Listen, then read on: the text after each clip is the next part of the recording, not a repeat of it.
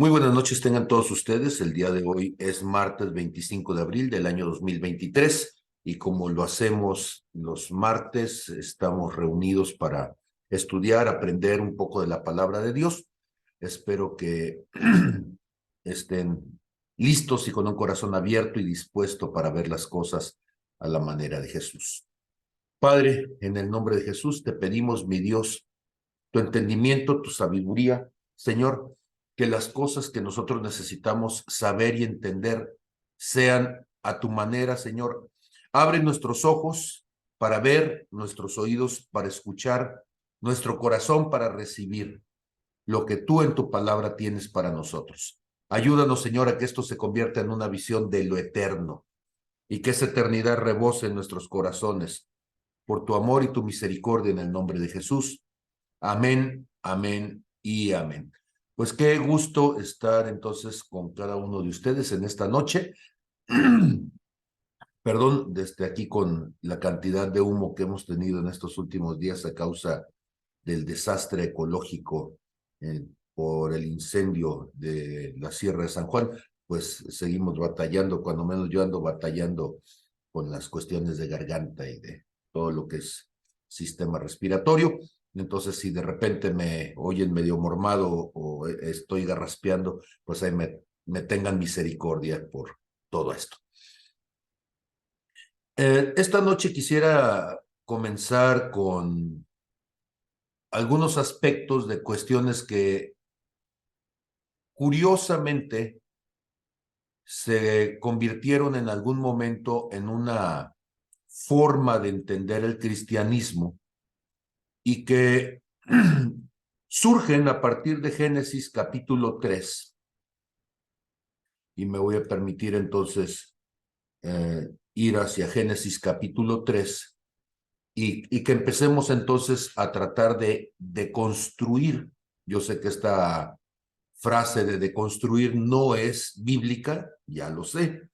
De hecho, ni siquiera es de alguien cercanamente cristiano. La propuesta es en el siglo XX, es de Jacques Derrida, pero el concepto de la deconstrucción es mucho más antiguo que cualquier filosofía del siglo XX. Hemos hablado de ello en Jeremías capítulo 1, cuando Dios le dice a Jeremías que le ha dado el poder para arrancar, le ha dado el poder para derribar, le ha dado el poder para destruir, ¿sí? Para arruinar, para derribar, pero también dice para edificar y para plantar. Entonces, primero arrancamos las cosas que no son de Dios para después de eso poder dar paso a las cosas que son de Dios. Y entonces, en Génesis, capítulo 3, recuerdan ustedes, entonces voy a aumentar un poco el tamaño y voy a leer pues casi la mayor parte del capítulo. Dice, pero la serpiente era astuta, más que todos los animales del campo que Jehová Dios había hecho, la cual dijo a la mujer. Ok, quiero que noten ustedes esto. En el huerto de Edén hay dos seres humanos, pero a quien se dirigió fue a la mujer. Y le dice, con que Dios ha dicho, les ha dicho, no coman de todo árbol del huerto. Cuando dice les ha dicho, ¿sí? Bueno, acá en la conjugación del voceo, con que Dios os ha dicho, está hablando a las dos personas. Sin embargo, de esas dos personas solamente se encuentra la mujer. No dice, es el primer versículo de Génesis 3, no dice si Adán fue a la tienda, se entretuvo haciendo un pago en Hacienda, si fue requerido para alguna cuestión, si andaba trabajando, no dice nada de eso, simplemente dice que se acercó a la mujer y la mujer entonces, sí, cuando escucha este asunto de que Dios les ha dicho que no coman de todo árbol del huerto, una vez más, quien responde aquí es la mujer. Y la mujer entonces responde a la serpiente del fruto de los árboles del huerto, podemos, ahí está incluyendo al varón, podemos comer, Pero del fruto del árbol que está en medio del huerto, dijo Dios, no coman o no comerán de él, ni le tocarán para que no mueran. Entonces la mujer le dijo a la mujer, y una vez más, ¿a quién? A la mujer. No morirán, sino que sabe Dios que el día que comáis de él serán abiertos vuestros ojos y seréis como Dios, sabiendo el bien y el mal. Voy al verso 6 y una vez más dice, y vio la mujer que el árbol era bueno para comer. ¿Quién anda por ahí? Y vio la mujer que el árbol era bueno para comer y que era agradable a los ojos y árbol codiciable para alcanzar la sabiduría. Y tomó de su fruto y comió. ¿Sí? Noten ustedes que hasta aquí solamente hemos visto la participación de la mujer. Y dio también a su marido, o sea, ¿quién le dio la fruta? Pues la mujer, el cual comió así como ella. Y entonces fueron abiertos los ojos de ambos y conocieron que estaban desnudos. Entonces cosieron hojas de higuera y se hicieron delantales. Si ustedes lo leyeron conmigo, tengo una, dos, a ver, Génesis 1, 2, 3, 4, ¿sí? Y aquí implícitamente, pues tenemos aquí otra mención, porque quien toma del fruto es ella y quien comió es ella. ¿Sí? Pero tenemos entonces referencias directas de que a quien habló la serpiente y quien le contestó a la serpiente y quien terminó comiendo del fruto fue la mujer. Ahora, ¿qué conclusiones podemos sacar de eso si vemos las cosas desde una visión simplista? Pues que es culpa de la mujer todo lo que pasó, ¿verdad?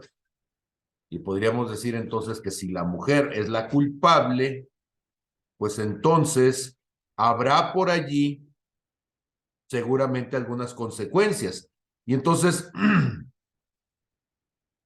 el capítulo sigue diciendo, y por favor, antes de emitir su juicio, déjenme exponer las ideas primero. Y entonces dice que oyeron la voz del Señor Dios que se paseaban en el huerto al aire del día, y el hombre y su mujer, ahora ya son los dos, se escondieron de la presencia de Jehová Dios entre los árboles del huerto. Mas Jehová llamó al hombre. Hasta ahorita solamente habíamos visto a la mujer. Nos enteramos de que el hombre sí existía en el huerto, ¿sí? Cuando en el verso 6 es la mujer la que le da de comer del fruto. Y entonces cuando Dios llega, no le habla a la mujer, le habla al hombre y le dice, ¿dónde estás tú? Y él respondió, oí tu voz en el huerto y tuve miedo porque estaba desnudo y me escondí. Y le dice Dios, ¿quién te enseñó que estabas desnudo? ¿Has comido del árbol que yo te mandé que no comieses? Y entonces el hombre dice, la mujer que tú me diste por compañera me dio del árbol y yo comí. Y entonces el Señor le dice a la mujer, Jehová Dios le dice a la mujer, ¿qué has hecho? Y dijo la mujer, la serpiente me engañó y yo comí. Y Jehová Dios dice a la serpiente, por cuanto esto hiciste, maldita serás entre todas las bestias y entre todos los animales del polvo, bueno, del campo, perdón, sobre tu pecho andarás y polvo comerás todos los días de tu vida. Eso es en el verso 14 y es la primera vez que se menciona la palabra maldición en la Biblia.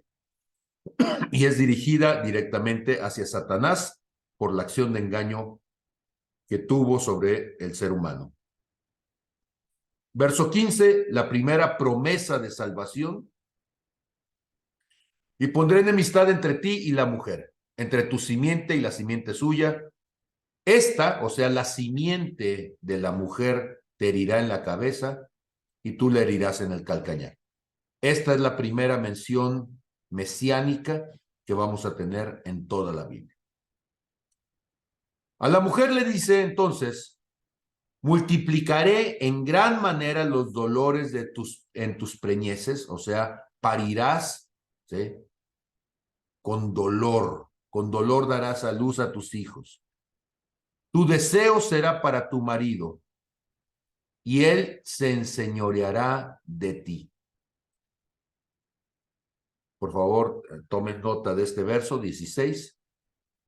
Y al hombre le dice, por cuanto obedeciste la voz de tu mujer y comiste del árbol que te mandé diciendo, no comerás de él, maldita será la tierra por tu causa, con dolor comerás de ella todos los días de tu vida, espinos y cardos te producirá y comerás plantas del campo. Con sudor de tu rostro comerás el pan hasta que vuelvas a la tierra, porque de ella fuiste tomado, polvo eres y al polvo volverás. ¿Sí? Y llamó a Adán el nombre de su mujer Eva, por cuanto ella era madre de todos los vivientes. Y el Señor Dios, Jehová Dios, hizo al hombre y a su mujer túnicas, o sea, sacrificó animales porque les quitó las pieles y los vistió. Y dijo Jehová Dios, he aquí, el hombre es como uno de nosotros, sabiendo el bien y el mal. Ahora pues, que no alargue su mano y tome también del árbol de la vida y coma y viva para siempre. Y lo sacó Jehová Dios del huerto de Edén para que labrase la tierra de que fue tomado. Echó pues fuera al hombre y puso al oriente del Edén querubines y una espada encendida que se revolvía por todos los lados para guardar el camino del árbol de la vida. Y así termina entonces el capítulo 3 de Génesis, que es uno de los capítulos más violentos y más complejos en toda la Biblia. Pero este relato original es un relato que puede ser interpretado definitivamente de múltiples formas, pero curiosamente muchas de ellas coinciden en volver culpable a la mujer de la situación en el género humano. Y es curioso porque cuando uno empieza a considerar las cuestiones espirituales, uno va a encontrar una constante en muchas de las expresiones cristianas, y es que la mujer no debería de participar en las cuestiones espirituales porque se dejó engañar, ¿sí? Y entonces cuando nosotros consideramos este asunto de que si la mujer es engañable y por esa causa entonces preferible que no esté por allí involucrada, porque entonces si lo hace, pues entonces será engañada una vez más, pues mejor que la mujer no participe, ¿verdad? Dice 2 Corintios capítulo 11, verso 3, pero temo que como la serpiente con su astucia engañó a Eva, ustedes, vuestros sentidos, dice, sean de alguna manera extraviados de la sincera fidelidad a Cristo. Y entonces esto nos deja en una cierta perspectiva curiosa, porque en una lectura equívoca de la Biblia pareciera que Dios está en contra de la mujer y que entonces la preponderancia, la dominación del hombre sobre la mujer tiene de alguna manera justificación bíblica por la actitud de la mujer. Si revisamos entonces algunos pasajes más, pues esto nos daría más elementos todavía, ¿sí? Porque, por ejemplo, Colosenses capítulo 3, en el verso 18, y vamos a compartir la palabra. Va a decir, casadas, estén sujetas a sus maridos como conviene en el Señor. Y lo estoy mencionando y vamos a dedicarle entonces bastante rato a estar hablando de qué deberíamos pensar y cómo deberíamos interpretar algunas de estas cosas. Primero, Pedro capítulo 3, verso 1, dice, asimismo, ustedes, mujeres, estén sujetas a sus maridos, para que también los que no creen en la palabra sean ganados sin palabra por la conducta de sus esposas, considerando vuestra conducta casta y respetuosa. Primera Timoteo capítulo 2, en el verso 11 y 12. Dice, la mujer aprenda en silencio con toda sujeción, porque no permito a la mujer enseñar ni ejercer dominio sobre el hombre, sino estar en silencio. Entonces, la doctrina de la subordinación de la mujer, que es parte de una herencia cultural, deberíamos de analizarla en esta noche, tratar de construirla, de desbaratarla, de, como decía en Jeremías capítulo 1 hace un momento, derribar, arrancar, destruir, para entonces edificarla desde un precepto distinto, espero, y con mayor evidencia de la gracia y de la sabiduría de Dios. Así pues, entonces, cuando hablamos de estas cosas, habrá quien va a argumentar que estas doctrinas son interpretadas erróneamente. Yo soy de los que piensan que hemos interpretado equívocamente algunos aspectos y que los hemos contaminado con un sesgo cultural. Y que en realidad la enseñanza de Jesús y del Nuevo Testamento es de igualdad delante de Dios, de un respeto mutuo y de una honra entre hombres y mujeres. Y que es importante entonces tener una visión mucho más inclusiva y equitativa entre hombres y mujeres y entre, de hecho, personas en la diversidad, y quiero ser muy cuidadoso con la palabra diversidad, la diversidad de Dios, si me permiten acotarlo de esa manera, porque todos somos distintos y dentro de esa diversidad, no solamente la diversidad gira alrededor de la cola, la diversidad habla de que algunos somos neuroatípicos, hay personas que su diversidad implica que tienen trisomía 21, tienen un gen más, hay diversidad en cuanto a los sentidos que tenemos en funcionalidad y hay personas que son disfuncionales de alguna manera o que tienen limitaciones de alguna manera. Y entonces necesitaríamos tener una visión más amplia, pero no solamente las cuestiones de diferencias a nivel meramente físico, sino también hay diferencias en cuanto a nuestro sustrato, en cuanto a nuestro pasado, de dónde nos tomó el Señor, las experiencias que tenemos, las heridas con las que llegamos, etcétera, etcétera. Y creo que es fundamental entonces empezar a preguntarnos algunas de estas cosas, ¿sí? Cuando pensamos entonces en estos aspectos, la primera cosa que tenemos que considerar es que hay un contexto histórico y cultural desde el cual fue escrita la palabra y que ese contexto genera una visión particular. Y entonces cuando estamos hablando de cultura, pues estamos hablando de que la forma de comportamiento social ha cambiado mucho en la historia de la humanidad y que la humanidad que históricamente, y hay que decirlo así con todas sus letras, fue de dominación, fue de empoderamiento del varón sobre la mujer, algunos dirán que esto se llama machismo, pues ha ido cambiando y ha ido teniendo una apertura mayor en los últimos años de la humanidad. Pero consideremos que eso no necesariamente significa que eso sea la cultura de los cielos.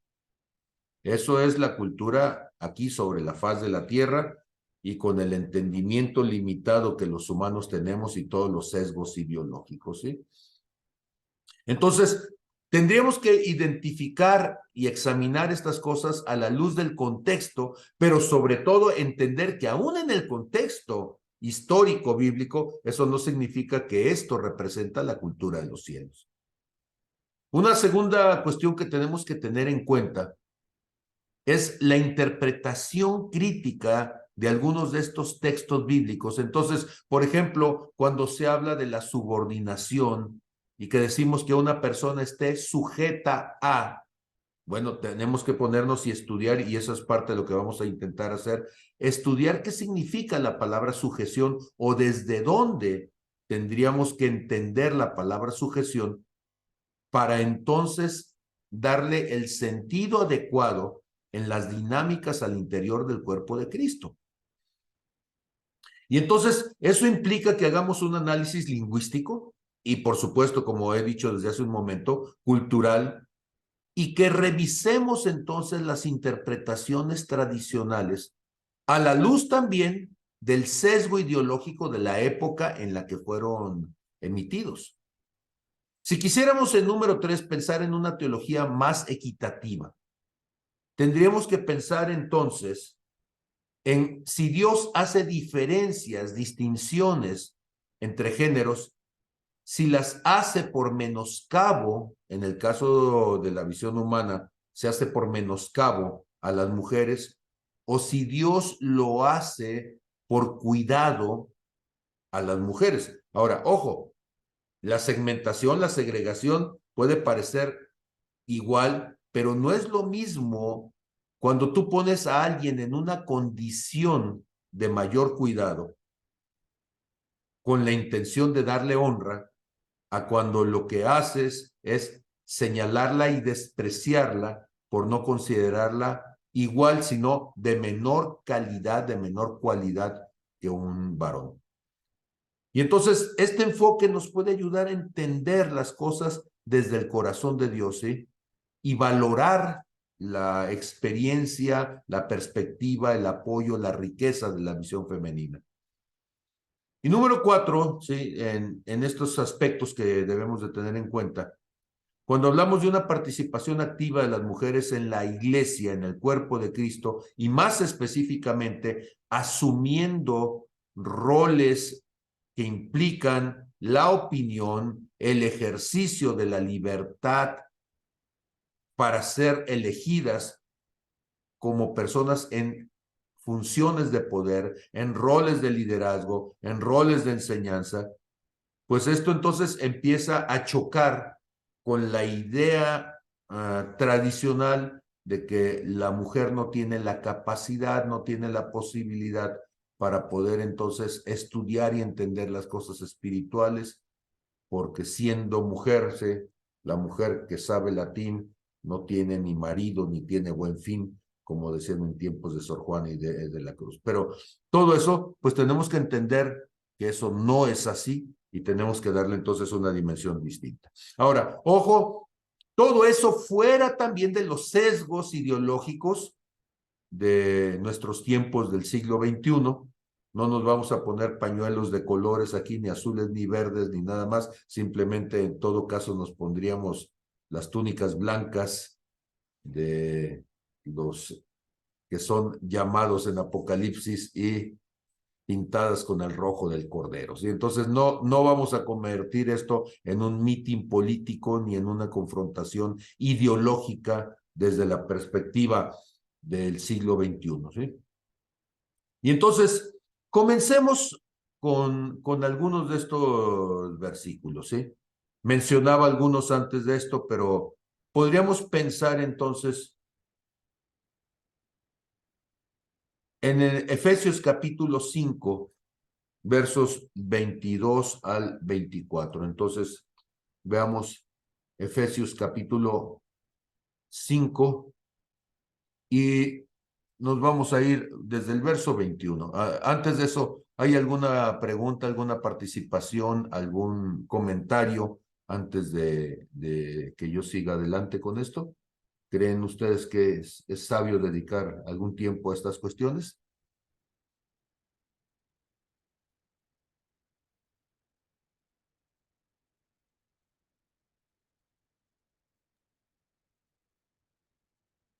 No hay manitas ni nada. Hay una timidez que asusta. A ver, ¿qué dicen ustedes? Tu hija que andas medio ocupada, pero ¿vale la pena que le dediquemos un rato a esto o andamos, nos metemos más bien a saber si las nubes son de algodón y tenemos que No, saltar? no quiere opinar. Ya abrió su micrófono. ¿Eh?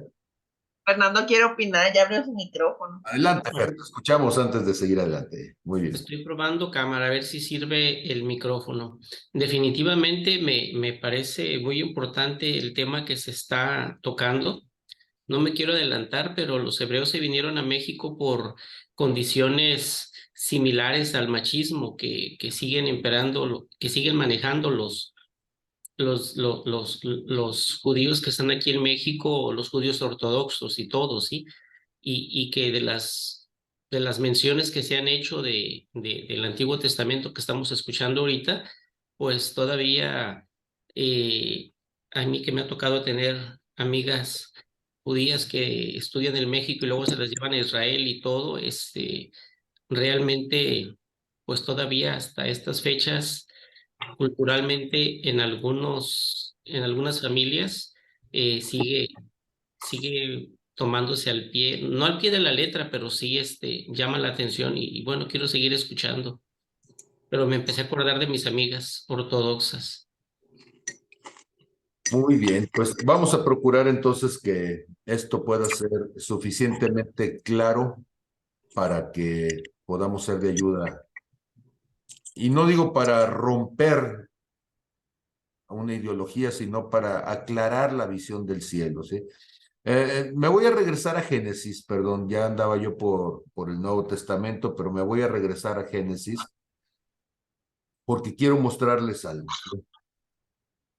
Estoy en Génesis capítulo 3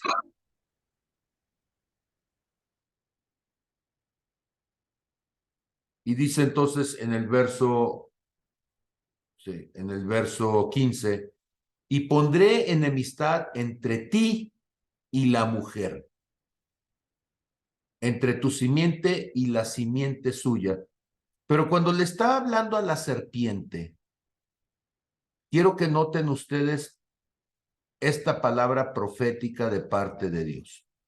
Dice Génesis 3:15, y pondré enemistad entre ti, o sea, hablando de la serpiente y la mujer. Se me hace muy representativo y muy importante para profundizar en esta idea.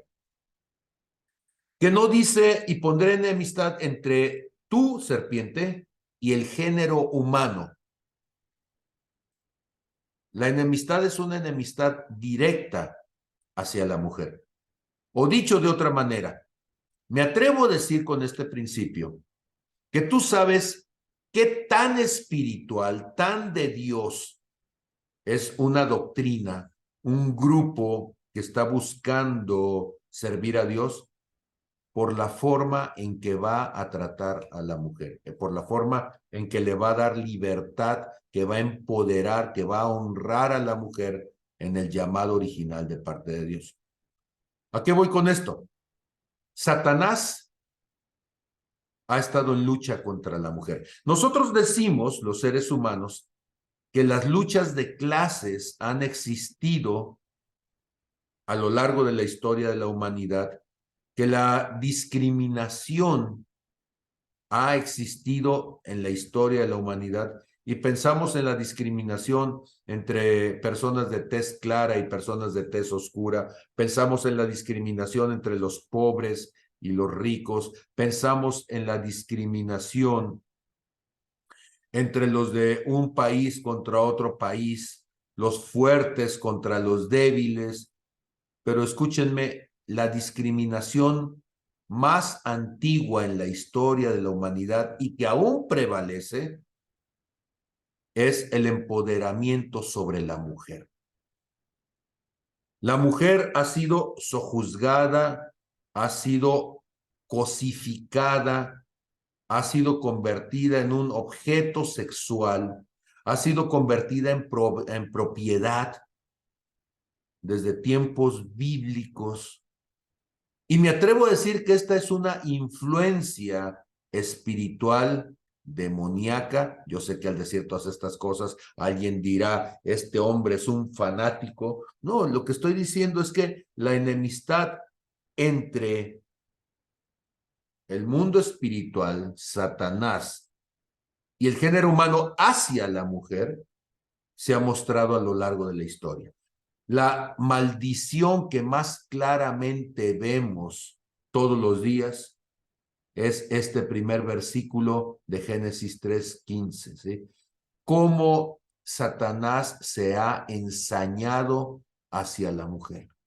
Y entonces, si nosotros somos verdaderamente una cultura de Dios, lo que tendríamos que decir es que en la cultura del cielo, Dios honra, protege, guarda, pone en un nivel de dignidad, de protección a la figura femenina.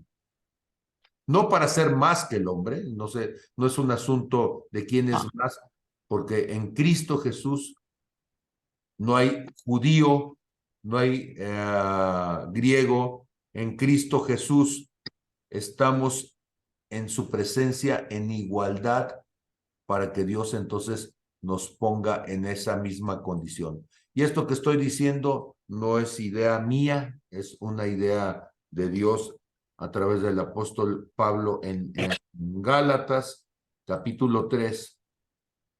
Dice Gálatas 3:25, pero venida la fe ya no estamos bajo ayo, pues todos somos hijos de Dios por la fe en Cristo Jesús, porque todos los que han sido o hemos sido bautizados en Cristo, de Cristo estamos revestidos.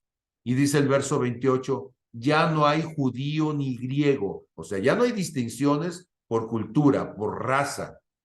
Ya no hay esclavo ni libre, y esto es un aspecto de una dominación económica, de una dominación, vamos a decir, por la fuerza, por la violencia.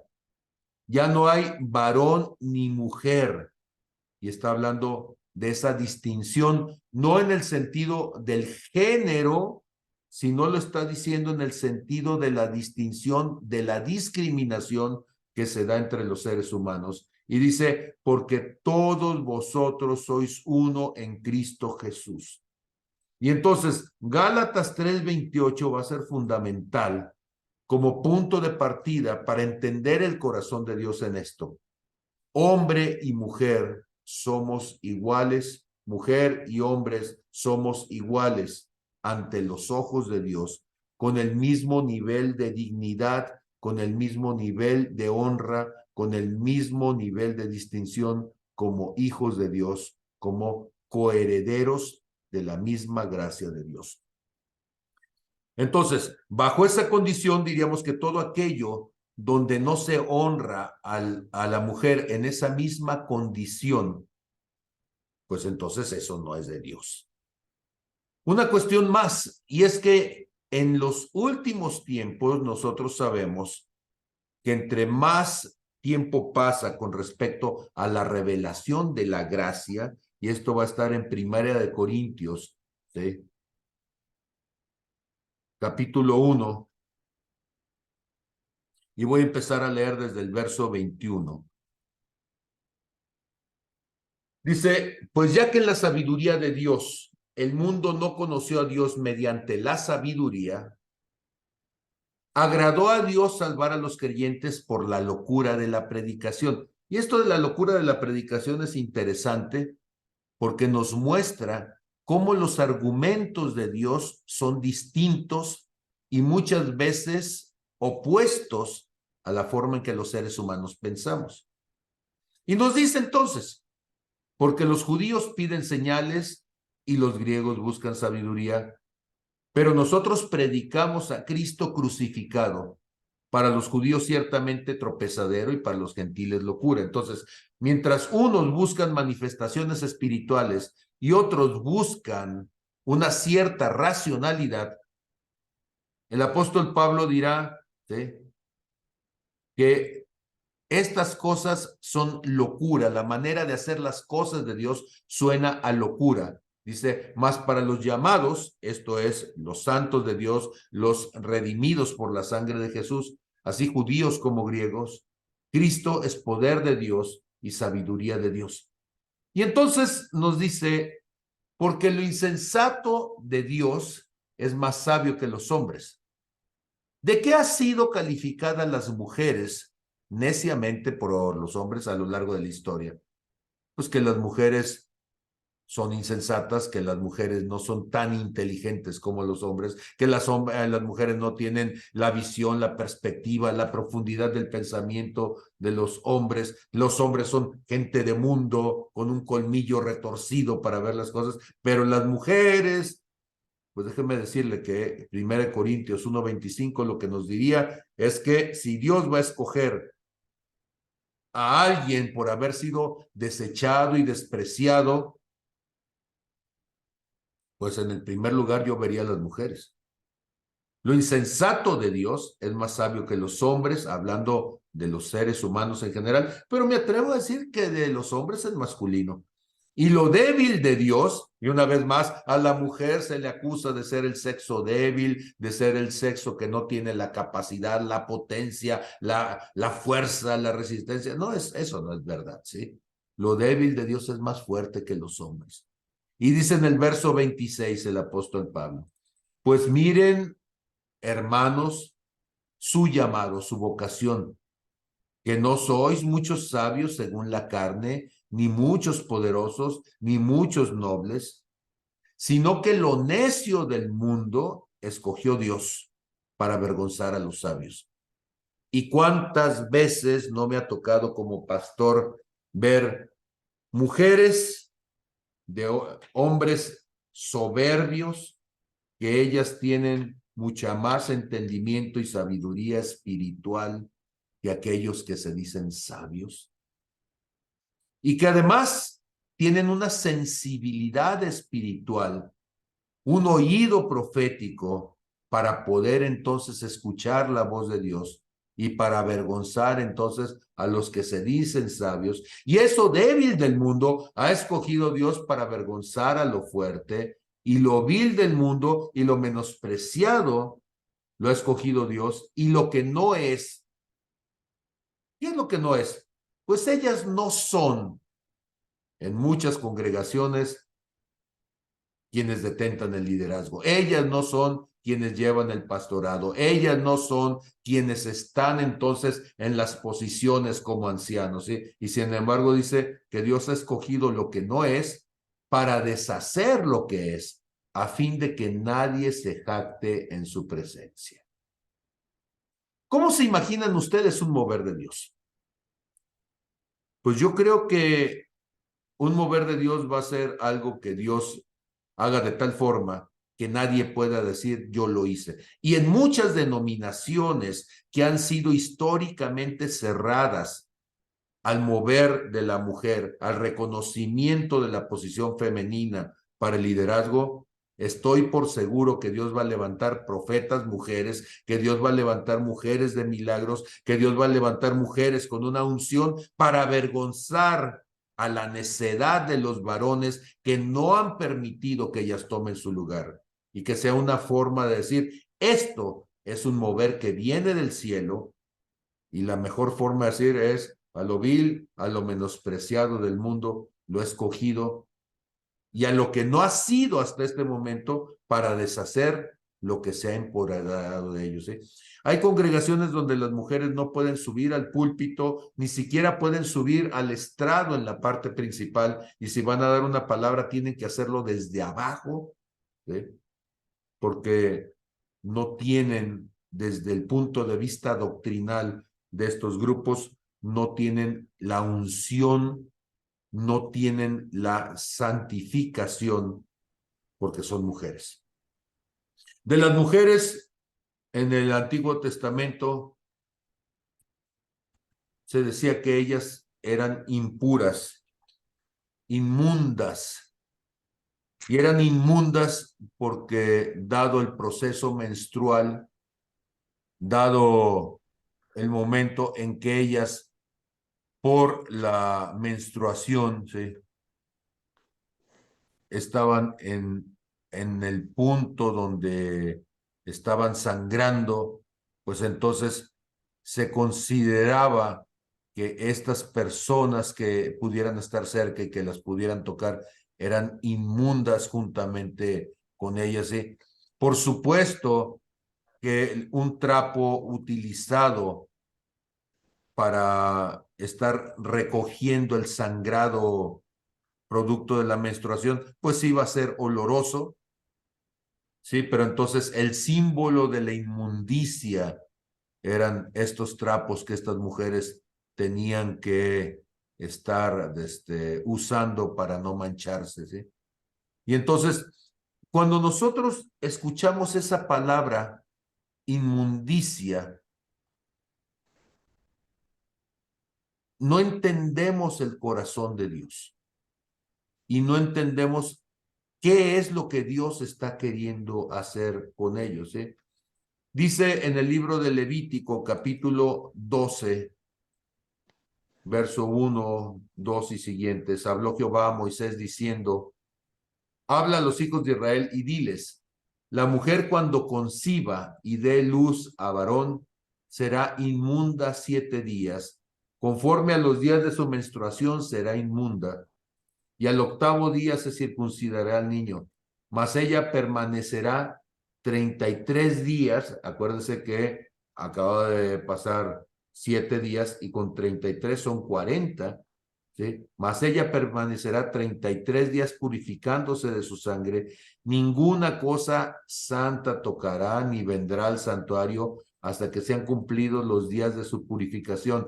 Y si diere a luz hija, será inmunda entonces 14 días en lugar de 7, conforme a su separación, y 66 días estará purificándose de su sangre. Esto es, entonces, son 80 días en total. Cuando los días de su purificación fueren cumplidos por hijo o por hija, ya se me movió esto de por acá, ¿sí? Por hijo o por hija, traerá un cordero de 1 año para holocausto y un palomino o una tórtola para expiación a la puerta del sumo sacerdote, al tabernáculo de reunión, sí, al sumo sacerdote, y él los ofrecerá delante de Jehová y hará expiación por ella y será limpia del flujo de su sangre. Esta es la ley para que diere a luz hijo o hija, ¿sí? Ahora, la pregunta sería, a ver, entendamos algunas cosas. Si Dios está diciendo que cuando nazca hijo, pues si es inmundo es porque hizo algo inmundo, en el sentido humano entendido literalmente. ¿Qué significaría que hizo algo inmundo? Pues algo que es reprobable, algo que es sucio, y por tanto ella está contaminada, pero lo que nosotros entendemos en el sentido estricto de la palabra es que una persona, cuando tiene un hijo, por supuesto que se va a romper la fuente y por supuesto que habrá sangrado como parte del proceso de parto. Pero curiosamente pareciera que nosotros ponemos más atención a la palabra inmundo que poner atención al hecho de por qué Dios podría haberle dicho a la mujer, no, bueno, al varón, no la toques por su condición. Si nosotros vemos la palabra inmundo, ¿sí?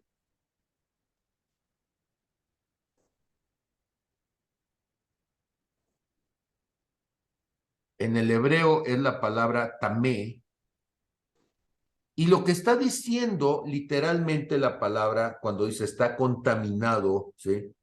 Está amancillado, corrompido, sucio, ¿sí?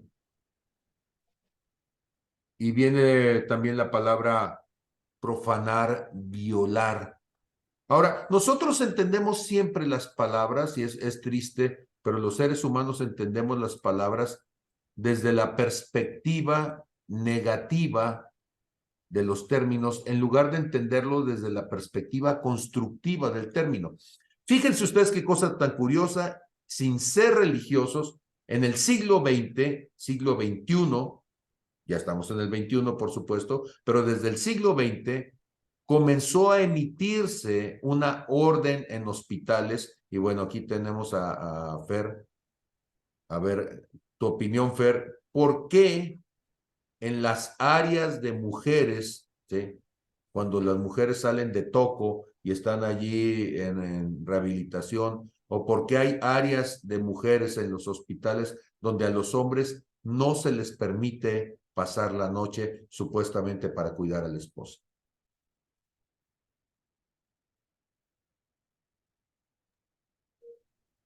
El por qué, Ajá. el por qué no lo sé. Serán ahora sí que usos y costumbres, porque así no lo enseñaron, porque de hecho los hombres que entran y ven sangre se nos desmayan más. Y generalmente no, el parto no es muy bonito. He visto varios camarógrafos, esposos que están filmando y de pronto dan el sopetón y no son los mejores cuidadores en esa parte. Por eso, aún en los partos de hogar, son las mujeres las que atienden a las mujeres, ¿sí? Y se sigue esa práctica en el hospital. O sea, realmente el hombre puede ser fuerte para hacer actividades físicas, pero ante este tipo de situaciones no es fuerte. Y no sé cuál sea el motivo, pero no son de ayuda, pues. O sea, el marido no es de ayuda, ahora es de moda tomarle la mano y todo y verlo desmayarse, pero fuera de eso y tomar el video no son de gran ayuda ni emocional para la mujer. Una vez, gracias, Fer. Una vez cuando estaba dando clases, duré varios años dando clases a la maestría de enfermería en educación y administración. Y hablando con varias de las enfermeras sobre esta pregunta, cada cierto tiempo en una nueva generación se los preguntaba, y coincidían muchas de ellas en que muchos hombres ni siquiera había terminado de parir la mujer, ¿sí? Cuando ya estaban forzándolas emocionalmente e incluso físicamente a tener relaciones. Y entonces imagínense ustedes, una mujer recién parida y el marido más fuerte, sin el dolor del parto, sin las condiciones de lo que implica, ya diciéndole a la mujer pues que él tenía necesidad y queriendo entonces intimar con ella. Y entonces, pensando a la manera de Dios y tratando de entender a la manera de Dios, ¿cómo le hace Dios para cuidar a la mujer? Y entonces Dios le dice al hombre, ella está sucia, no la toques. Tú que eres tan religioso, no la toques porque si la tocas te contaminas y entonces no puedes entrar a mi presencia. Pero lo que tenemos que entender es el corazón del padre diciendo, deja a mi hija en paz, oye, acaba de parir, acaba de sangrar, todavía no se puede ni levantar y tú ahí estás de latoso queriendo intimar con ella. En lugar de estar preocupado por su salud, estás preocupado por tu propia lujuria. Y entonces, ¿cómo es que Dios tiene que tratar al ser humano? ¿En qué contexto Dios tiene que decirle las cosas al ser humano para que entonces el ser humano haga por conductismo, haga por la fuerza algo que desde el simple corazón entendido y sabio debería de hacer? Noten ustedes cómo los 10 mandamientos implican que si tú no lo haces, castigo vendrá sobre ti. Cuando sería más inteligente decir, si lo haces, las consecuencias te lastimarán a ti y lastimarán a otros. ¿Por qué tendría que enseñar Dios, como dicen en mi pueblo, el petate del muerto? ¿Por qué tendría que enseñar Dios el garrote a alguien para que entonces haga las cosas de la manera correcta, ¿sí? Pues porque parece ser que el hombre tiene esta tendencia, pues media incomprensible, que dice Proverbios capítulo 26 en el verso 3, cuando dice, el látigo para el caballo, el cabestro para el asno y la vara para la espalda del necio. El ser humano en su necedad entonces de repente necesita el garrotazo y curiosamente ese garrotazo, en el caso de las culturas de extracción judea cristiana, para respetar a la mujer, es decir, no la toques porque en su sangrado te contaminarías. Ahora, ¿contamina la sangre o contamina la perversidad del corazón del otro de que no puede respetarla en el momento en que ella necesita ser cuidada? Conociendo el corazón de Dios, y quizá alguien va a decir que estoy torciendo la escritura, pero conociendo el corazón de Dios, para mí lo que contamina no es lo de afuera, lo que contamina es lo de adentro, la intención, la dureza del corazón, la perversidad humana para no ver al otro en medio de su necesidad, en medio de su dolor, en medio de su fragilidad, y a pesar de eso, empoderarse sobre el otro. Entonces, si tomo esto como un principio de lo que vamos a encontrar en la palabra, vamos a encontrar que muchas veces la forma en que Dios le pone freno al varón va a ser precisamente diciéndole no lo hagas en el contexto de cómo eso te ensucia. Pero ojo, te ensucia adentro por la actitud que tienes, no afuera. Cuando nosotros pensamos cómo te ensucia a ti mirar a una persona que no es tu pareja y mirarla con deseo.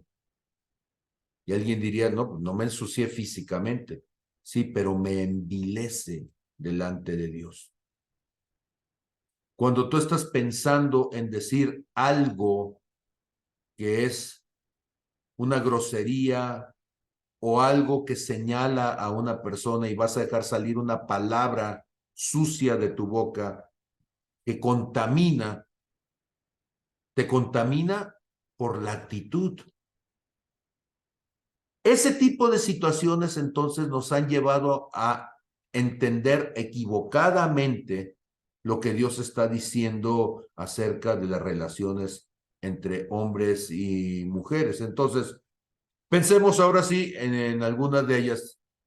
Decía hace un momento, en Efesios capítulo 5, versos 21 y siguientes, y voy hacia allá otra vez entonces, ahora sí.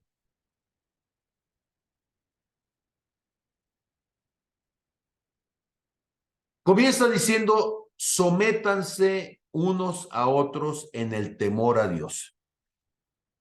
Sométanse unos a otros.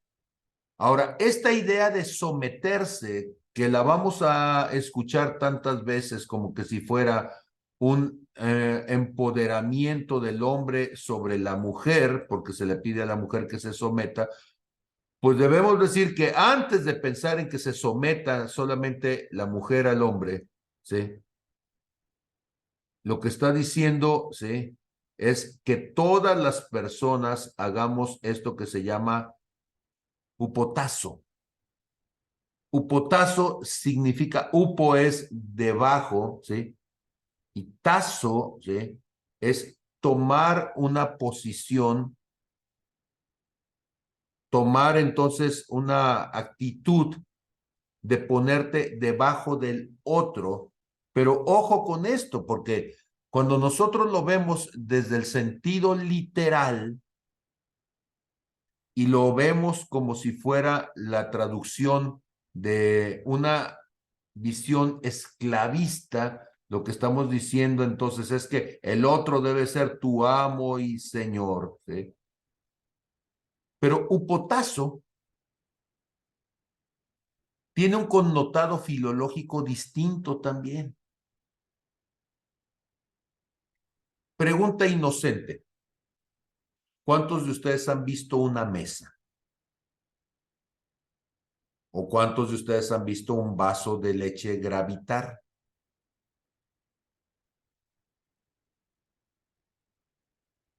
Pues yo creo que ustedes han visto más bien las mesas, ¿verdad? Aunque nadie me conteste. Pero si ustedes ven, los seres humanos, o se dan cuenta ustedes, ok, aquí tengo mi estuche de lentes, y yo sé que esto que estoy haciendo va a sonar una tontería, pero si yo suelto entonces mi estuche de lentes, evidentemente al momento que lo suelto, se va a caer porque no tiene nada que se ponga debajo de y que le permita sostenerse para mantenerse a una cierta altura. Someterse a una persona no solamente implica que yo estoy poniéndome en una condición más baja, como si yo valiera menos. No, no, no. También tiene un connotado de colaboración. ¿Sabían ustedes que la gente de rancho dice que detrás de todo un gran hombre, siempre se dice, hay una gran mujer? O podríamos decir que detrás de toda figura pública, alguien que está en un alto nivel, tú siempre vas a encontrar un montón de gente detrás que lo está sosteniendo, que le está ayudando a mantenerse en el nivel de la autoridad que le ha sido dado. Y yo pienso, por ejemplo, en la congregación. Hay gente que han hecho esa función de upotazo en mi vida a lo largo del tiempo. Pareciera que yo estoy en un nivel alto. No, lo que pasa es que estoy parado sobre hombros de gigantes. Y gracias a personas que sostienen mi vida, yo puedo estar en un nivel de autoridad y de posibilidad de hacer cosas que si no fuera por ellos no lo podría hacer. Entonces, en primer lugar, con mi esposa dedica muchísimo tiempo a cosas que no se ven, para que gracias a ella yo pueda hacer cosas que se ven. Eso a nivel de la casa y de nuestra relación de pareja y de familia. Pero en la congregación, por ejemplo, Mili, que a lo largo de todos estos años, algunos de ustedes que están en este momento en la congregación, ven que hay muchas cuestiones que son de organización y que Mili hace una labor de upotazo. Esto es, se ha puesto debajo de mí, pero no porque sea menos que yo, sino porque me pone el hombro para levantarme. Esa misma función la ha hecho Nidia en otro tiempo. Esa misma función la han hecho varones también, que cada uno en el área donde tiene capacidad, tiene posibilidad, regalan su tiempo, regalan su esfuerzo, se prestan para levantar juntos una obra que Dios nos ha dado. Profetas como Reina o como Dalila, o evangelistas, o maestros, o pastores, cada uno haciendo una obra de upotazo.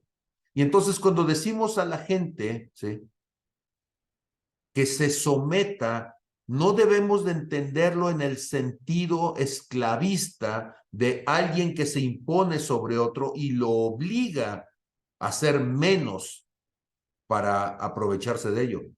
De lo que estamos hablando entonces en el sentido bíblico es de cómo unos nos levantamos a otros.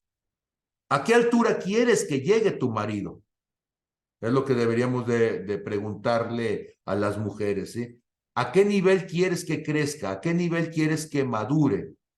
Y entonces, lo que estaría diciendo la palabra en este contexto es que las mujeres estén sujetas, y decíamos en upotazo, ¿sí?, es que levanten, que fortalezcan, que impulsen al marido, ¿sí?, como lo harían con el Señor, con Jesucristo. No estoy diciendo que su marido sea Jesucristo. Lo que estoy diciendo es que nosotros con nuestra actitud levantamos la vida del otro, honramos la vida del otro, para que entonces el otro llegue a ser lo que nosotros anhelemos que sea.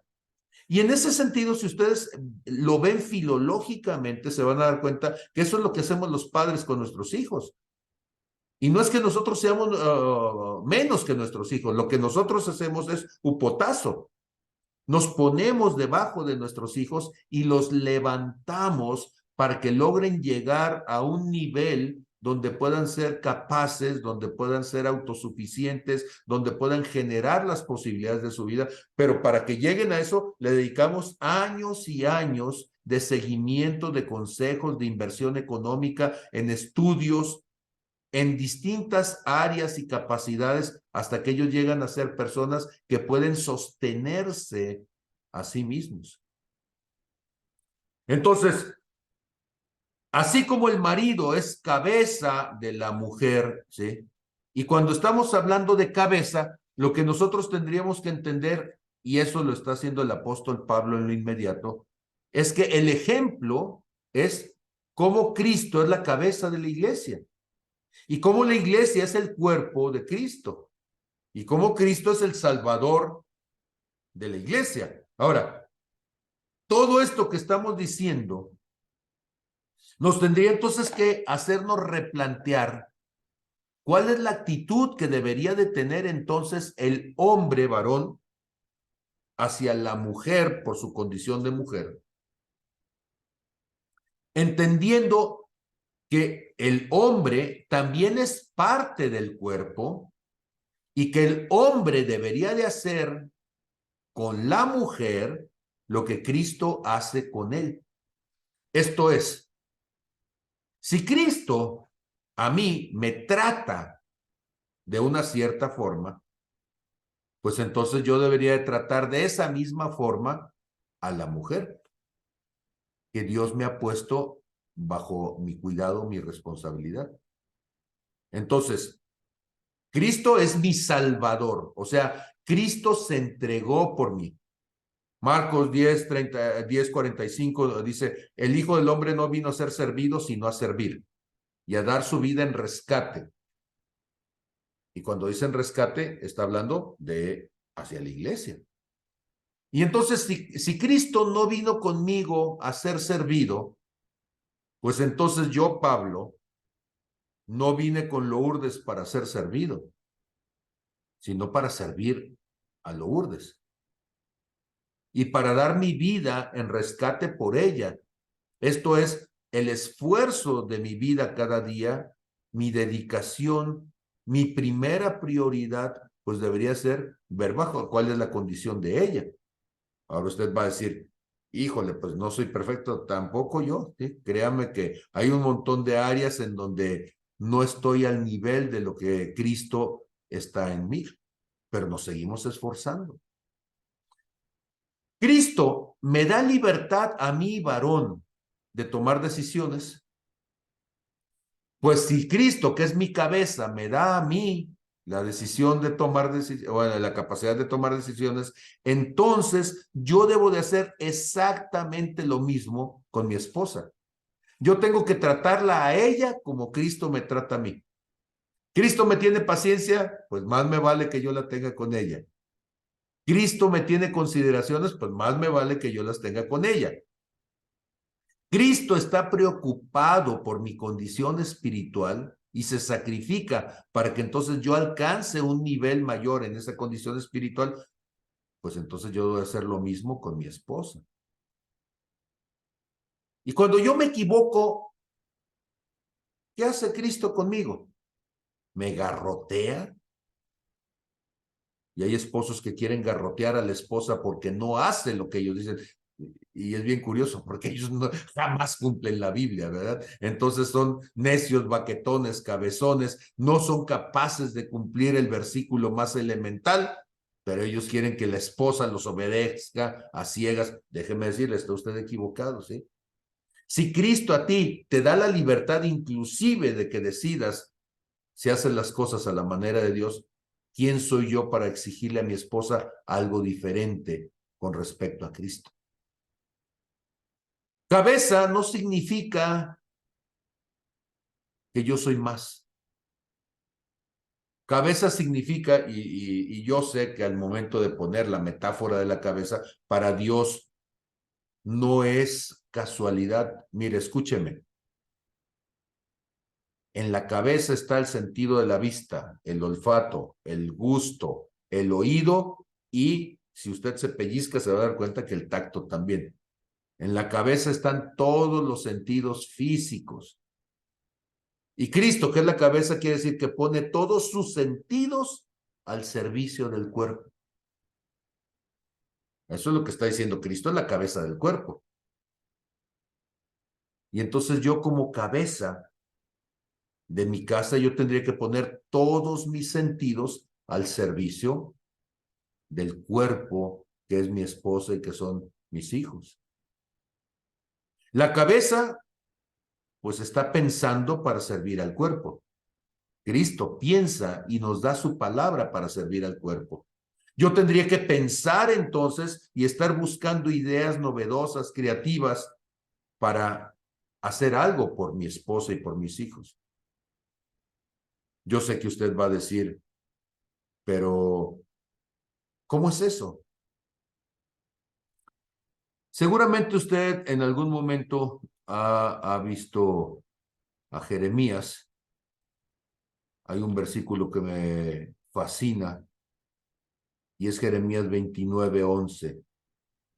Y dice Jeremías 29:11, y esto es lo que piensa una cabeza, ¿verdad? Porque la cabeza piensa, y dice el Señor, porque yo sé los pensamientos que tengo acerca de ustedes, pensamientos de paz y no de mal, para darles el fin que esperan. Entonces, si Jesús es mi cabeza, y mi cabeza sabe los pensamientos que tiene acerca de mí, y siempre está pensando cosas de bien, de paz, para mí como cuerpo, ahora yo, como quien está pensando para mi familia, pues yo tendría que estar pensando hacia ellos cosas que les traigan paz, cosas que les traigan descanso, cosas que les traigan crecimiento para darles el fin que ellos esperan.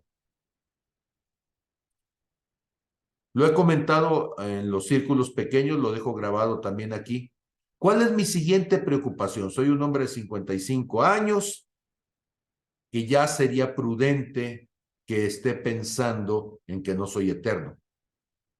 Por mi condición laboral, en el trabajo donde estoy, la universidad ha cambiado muchas de sus regulaciones y de las prerrogativas que en su momento tuvo para sus trabajadores. Ahora la universidad pues ya no jubila a nadie, ¿sí? Ya la bolsa de pensiones ya no existe y pues todos los que somos trabajadores teníamos seguro social y nos íbamos a jubilar por el seguro social, pero ahora hasta eso nos quitaron, ¿sí? Y entonces ahora tenemos que buscar nosotros nuestro propio seguro o nuestra propia bolsa de pensión.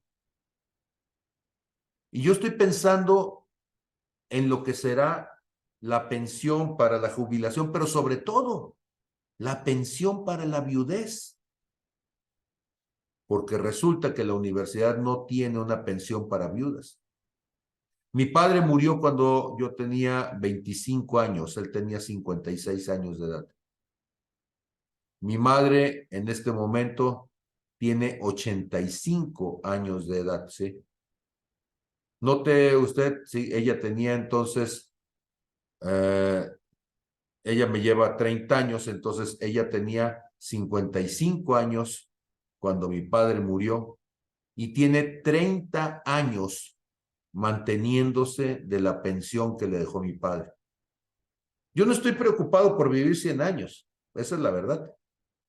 Pero sí estoy preocupado porque si mi esposa los vive, ella pueda tener entonces una pensión que le permita mantenerse, porque si toda la vida que hemos vivido juntos como matrimonio, el salario, el ingreso familiar lo he provisto yo, en el momento en el que yo falte o en el momento en el que ya no pueda trabajar y me jubile, en ese momento entonces, ¿cómo voy a cumplir con mi responsabilidad hacia ella si yo no estuviera pensando ya desde ahorita qué es lo que tengo que hacer para protegerla a ella? Esa es la función de ser cabeza. Pensar cómo voy a generar las condiciones para cuidar de la persona que para mí ha sido la más importante compañera de mi vida. Y estoy agradecido, claro, con mi madre, pero es un amor distinto y ustedes entienden de lo que estoy hablando. Entonces, por supuesto que yo no estoy diciendo que ella es menos, al contrario, yo estoy preocupado más por ella que por mí y yo quisiera tener los elementos para darle la seguridad a ella que quizá yo no la vaya a alcanzar. Esa es la función de la cabeza. Cristo murió para que su cuerpo viviera después de la muerte de Jesús la plenitud que él anhelaba. La mujer, entonces, no le hemos dado el lugar de dignidad. Y yo sé que me faltan un montón de versículos y seguramente esto va a tener alguna continuación, seguramente. Pero la primera cosa que yo he querido entonces es que ustedes se den cuenta de cómo en esa lectura equívoca que hemos hecho de la palabra, le hemos quitado a la mujer el lugar de atención, de cuidado, de dignidad en el cuerpo de Cristo. Y no estoy hablando solo de nuestros matrimonios, en el cuerpo de Cristo. No le hemos visto como el ministro de Dios que es, no le hemos visto como la hija heredera de Dios que es. Y entonces, al no darle el poder para tomar decisiones, para hacer cosas, hemos limitado, hemos castrado al cuerpo de Cristo de un potencial increíble que las mujeres tienen. Ahora, me atrevo a decir que en Redime tenemos años trabajando para que eso no sea así, y en la congregación cualquier mujer puede tomar el lugar, cualquier mujer puede asumir una responsabilidad, y a cualquier mujer siempre le estamos no solamente abriendo el espacio, sino retándola para que vaya más allá. Si ustedes han ido al campamento y han estado en los primeros días cuando nos ponemos a trabajar, a las mujeres no les damos una carga de qué cosas hacer o qué cosas no. Hay mujeres que le entran parejo y hasta nos avergüenzan a los hombres con su fuerza y capacidad, y ellas hacen cosas que normalmente los hombres dirían, eso no te toca, pero ellas nos ponen la muestra, ¿sí? Muy bien, pues quiero dejar entonces esto aquí. Quiero dar el espacio para sus comentarios y que me digan hacia dónde debería de ir esta discusión para la siguiente semana para profundizar en ello. Los escucho y si no, bueno, pues nos despediremos. ¿Qué dicen ustedes?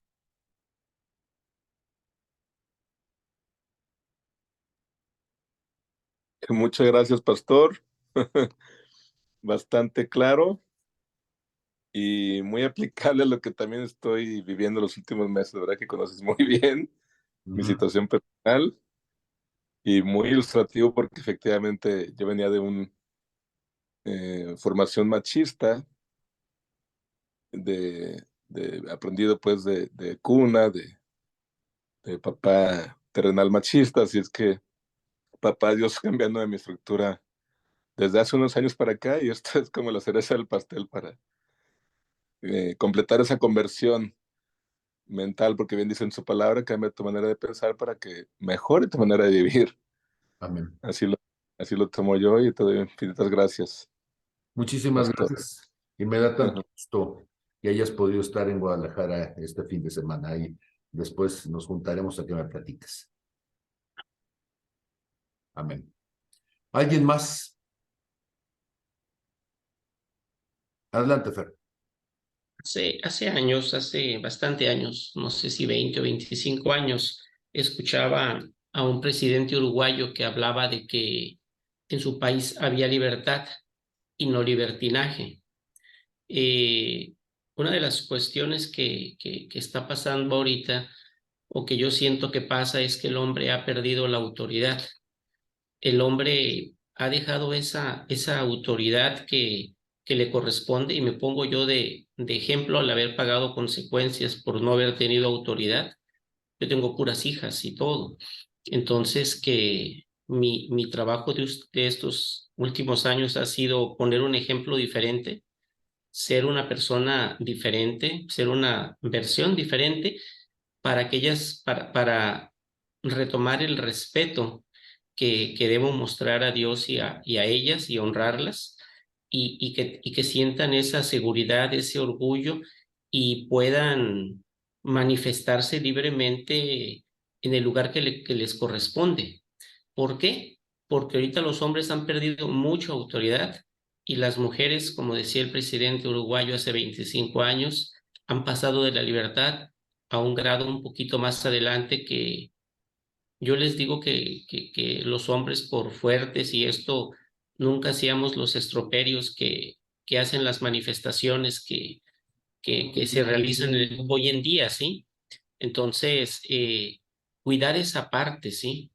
Cuidar esa parte, esta palabra ha sido muy cuidada, muy claro lo que yo he escuchado ahorita y este tenor es como se debe decir para no, la palabra empoderamiento a mí no me gusta porque supone que es un poder extra o un superpoder y todo, ¿no? Sino me gusta más la equidad, la igualdad y el respeto. Y, por ejemplo, pues ganarse el respeto y tener la autoridad para poder tener un valor moral ante la familia, ¿sí? Algo así es lo que trato de decir y que es lo que ha pasado en los últimos 3 años de mi vida y que yo hoy en día veo frutos diferentes, ¿sí? Veo que mis hijas han cambiado, su feminismo ha cambiado, se ha moderado, ¿sí? Entonces, de hecho, una de ellas tiene un grupo y hacía unas canciones bastante que a mí no me gustaban, se me hacían excesivas. Las ha cambiado en parte a la armonía que ve en casa, ¿sí? O en familias, ¿sí? Más que nada, sí, es una gran responsabilidad. Amén. Pues muchísimas gracias por la opinión. ¿Algún rumbo a donde debería de ir este tipo de charlas para la siguiente semana o siguientes clases?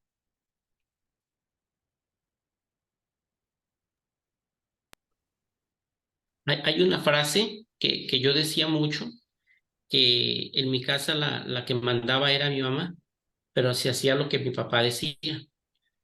Mi mamá era lo suficientemente inteligente para que se hicieran las cosas por ella. Nos venimos a Tepic, por ella se hicieron grandes cosas, pero nunca le quitó ni hizo ver menos a mi papá. Y al tener esa autoridad, al tener esa cabeza, nadie le faltó el respeto a mi mamá. Siempre tuvo un lugar muy respetable. Yo por eso le digo a las mujeres que si ellas no respetan a un hombre, todos los demás les van a faltar el respeto. Pero bueno, es una opinión muy personal. Ok, entonces hablaremos de respeto entre la relación de hombres y mujeres, ¿sí? Muy bien. ¿Alguien más? Muchísimas gracias, Fer. ¿Alguien más que quiera comentar antes de irnos? Hay un montón de mujeres. Yo, pa.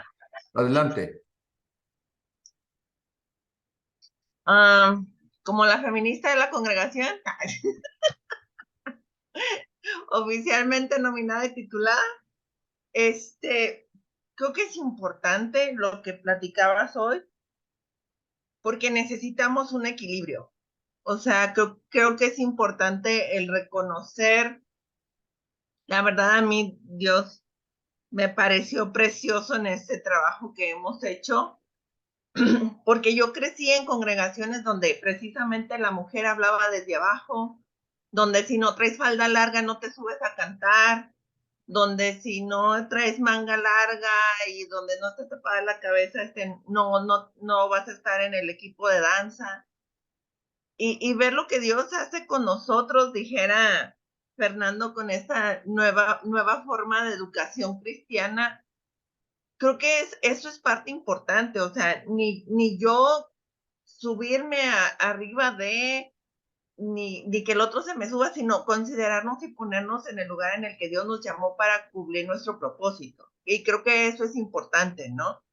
En algún momento, hace algunos años, para un 8 de marzo, yo me acuerdo que tú predicaste muy fuerte en esta cuestión de decir el tipo de feminismo que se vive ahora.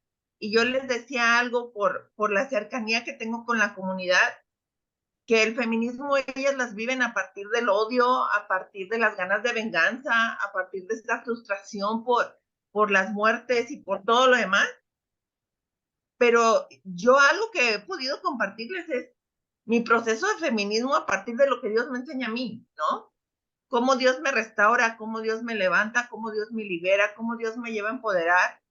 Incluso en algún momento yo lo platicaba con Jesús de recién que entré a Caoba, y yo le decía, así como me ves, que puedo tener autoridad y puedo saber de lo que habla, también Dios me ha enseñado a poderme someter a aquel que Dios ha puesto como cabeza, ¿no? Entonces creo que es importante poder tener este equilibrio porque es un equilibrio sano. El reconocer que el otro también tiene un propósito, eso es fundamental. Entonces, la base de todo tiene que ver con el respeto, dice la palabra, o es un versículo que me gusta mucho donde te dice, que pienses en todo lo bueno, en todo lo de buen nombre, o sea, en eso pensar, o sea, dedícale tiempo a eso, o sea, no te vayas por otro lado, busca cumplir con ese propósito que Dios te ha dado. Entonces, me gusta, no sabía que ibas a hablar de esto, pero me gusta porque es importante poner un equilibrio. No solo por el hecho de empoderar a las mujeres, dije a Fernando, es una palabra que ha sido muy tergiversada, pero el hecho de, ¿cómo se diría? El hecho de entender el lugar en el que Dios nos ha puesto como mujeres y las cosas que podemos hacer, porque Dios nos dio habilidades, nos dio dones, nos dio destrezas que pueden ser fundamentales para una tribu, para un pueblo. Entonces yo me voy por ahí, creo que es bueno, o sea, el respeto y la honra mutua, creo que nos da muchísimo de dónde trabajar, porque Dios bendice eso da fruto. Bueno, también lo otro, la deshonra también da frutos, pero no son frutos buenos.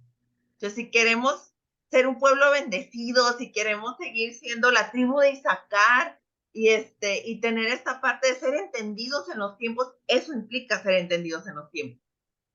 Entonces, yo me iría por ahí, y ahí disculpen la prédica. No, está bien, muy, muy bien. Pues entonces con estas 3 opiniones vamos a dejarlo hasta aquí.